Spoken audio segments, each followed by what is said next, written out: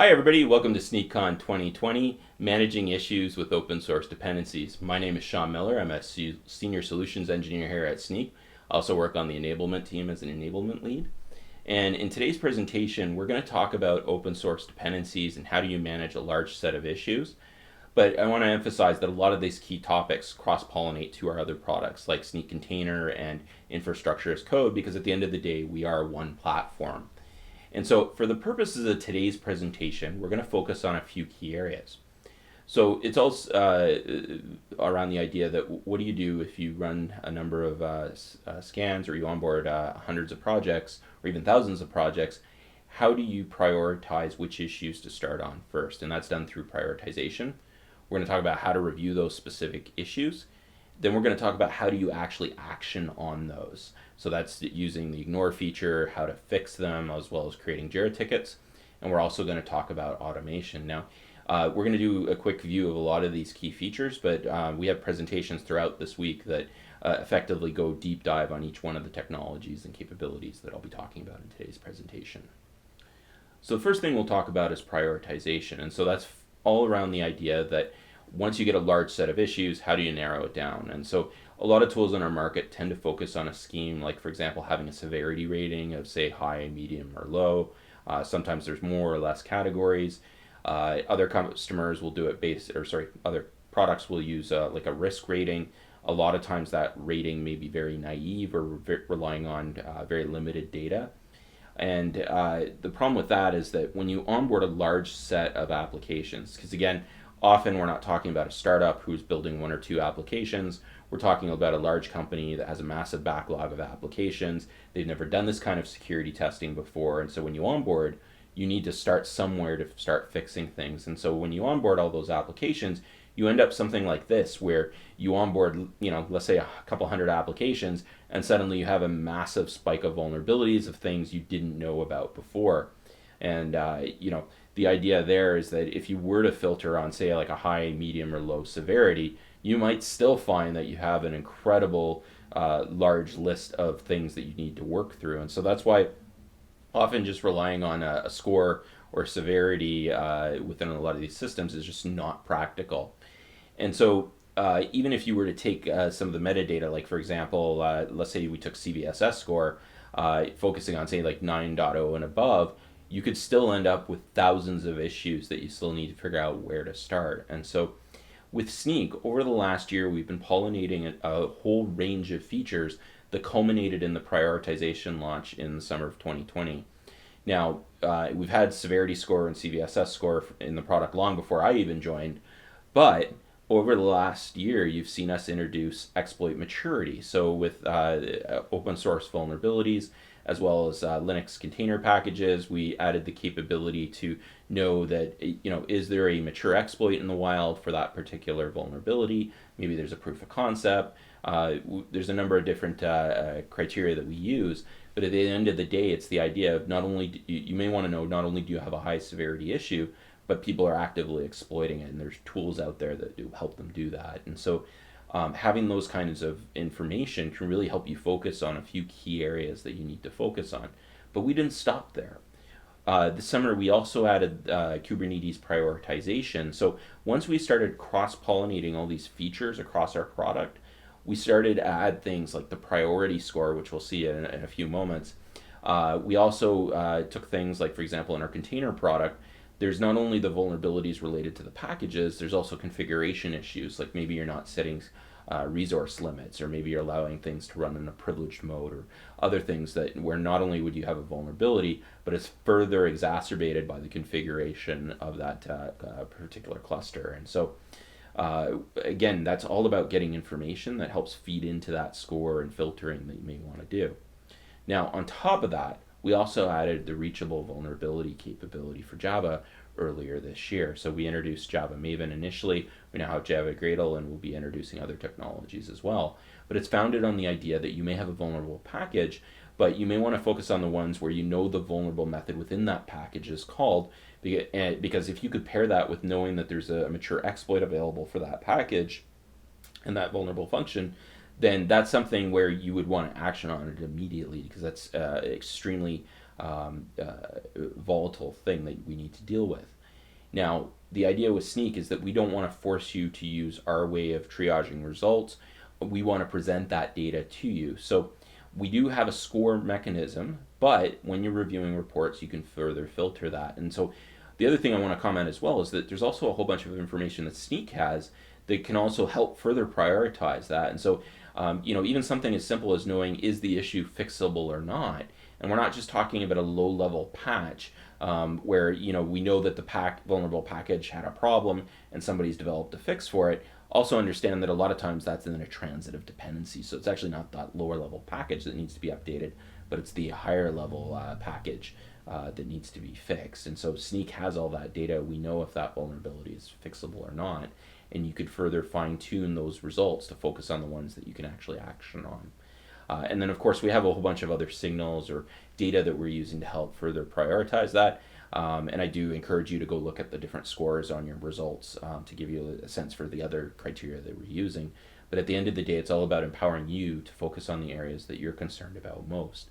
So the other thing that I wanted to highlight, too, is that on that theme, we also introduced security policies earlier this year in beta.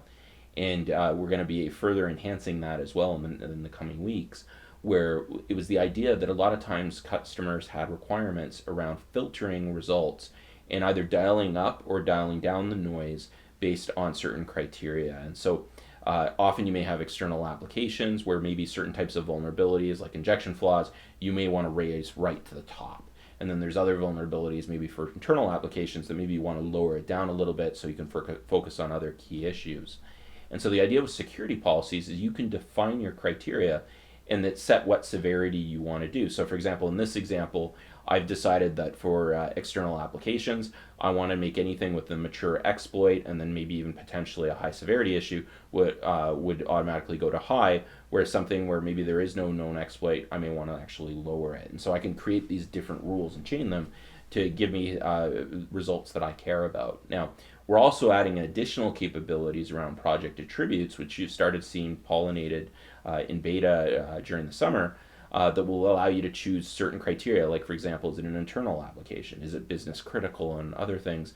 And this is all around taking those severity scorings and raising it up or down based on your criteria. And so taking all that information we just talked to and linking it directly to the reporting, we've always had those filtering on the different stacks, severities, and so on, but we've also introduced a number of key filter criteria as we've added these features, where now you can either filter based on a score, or we can actually filter on, for example, is there a mature exploit available? Is it reachable? Is it fixable? And so on. And the idea in this case, where we might take several thousand vulnerabilities, and by doing some selective filtering, I may take it down to just over a dozen vulnerabilities. And so you've seen reporting in depth on several of the other presentations this week.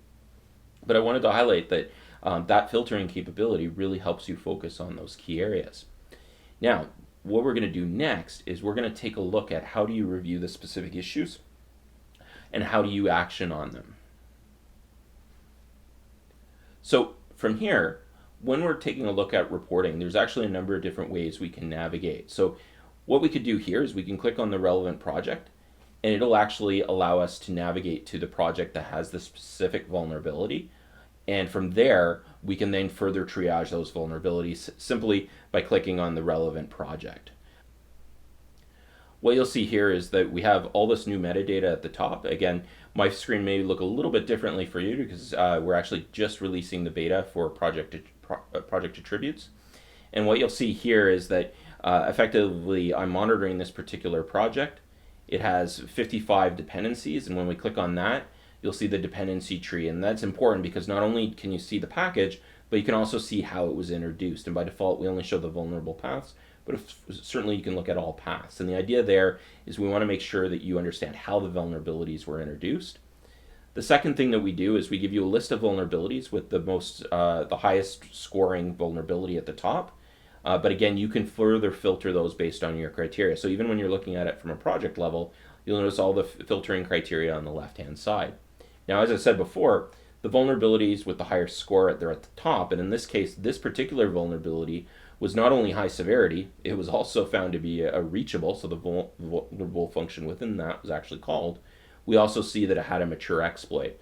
And of course, we can go over here to the score on the right-hand side, and the tooltip gives us all the key information where there's a proof of exploit. Proof of concept of exploit. It's reachable. It has a fix available. It's CVSS 9.8 and above. And so that's something that I may want to start actioning on. It has a whole bunch of other metadata and information that our security team have applied because, again, our curation of those vulnerabilities is very key and fundamental to our database. If you want to find out more information, this is where you click more about this issue, and that's where you'll see things like the CVSS score, the criteria. You'll see the CVE, the CWE, and additional information that we may have provided. If there's patches available from Snyk, you'll also see those listed down below as well. Now, from here, now that we have this vulnerability, we now want to start actioning on that. So we have a couple of different things that we can do. If this issue is something that maybe I not personally am going to work on it, or maybe I want to track it, or maybe I want to task somebody else to work on it. So what you'll see here is I'll click Create a Jira issue. And from here, what I can do is I can now go and assign that to somebody, or in my case, I'm going to mark the particular reporter. You'll see all the information is filled in, and at this point I'll create a Jira issue. And so right now what we've done is we've created a ticket. You'll see it's associated with this particular issue, and from here I can go continue triaging the rest of the results.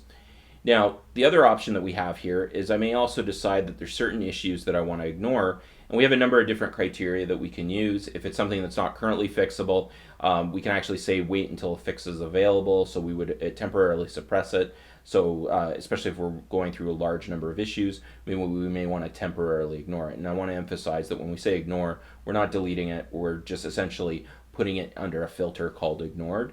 So it's still there, and you can also unignore it as well, and you can also limit who can do an ignore. So this is a very key capability. Often when I'm working on projects, we may suppress issues for say 90 days and require a review once a quarter. There's an API that allows you to review them as well. Now, the other key thing that we can do with Snyk as well is we also have the capability to fix issues as well directly from the interface. And so what you'll see here is that regardless if you're using our IDE or CLI or all of our integrations, we will always show remediation advice. But you'll see here that when I'm working on within the integration, and for example here I have GitHub, but this could have been GitLab, Azure, Bitbucket, any of the integrations that we support for source code repositories.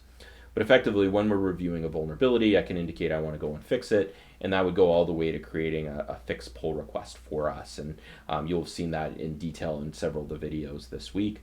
But effectively, we would create an open fix PR, and that would allow us to effectively fix that issue or signal if fix is available to the developers. So this is all great as a triage mechanism where we're taking a large set of issues and we're trying to boil it down to the key ones that we want to fix. But one of the key themes this week is all about not only stemming the bleeding, so preventing new issues from coming in, working through that particular backlog, but we also have a number of other capabilities which you could use for automation as well. And so from here, let's take a look. As part of the automation topic, I wanted to cover 3 key areas. So we do have a capability called Autofix Pr. So often you may turn it off when you first start so that you can target specific issues, and then as you reach your baseline, as people get comfortable, you turn on the Autofix PRs. And that's the idea where as a new vulnerability is found and there's a fix available, you could signal development by having the system automatically generate the pull request. And the idea there is that we wouldn't keep raising the pull request. We would raise it once, and effectively all the information is in the pull request about it.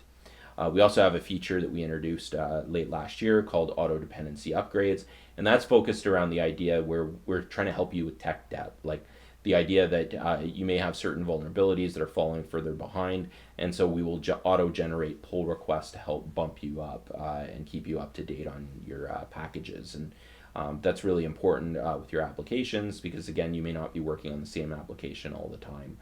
So this is something that you can keep it top of mind. But of course, we don't try to dial up the noise or send thousands of requests. There are controls meant to allow you to focus on the security vulnerabilities. And then as you've worked through those, the system will start gently nudging about new fixes being available or updates to try to help you stay up to date on your dependencies. And we also have some other key powerful remediation capabilities that we've released.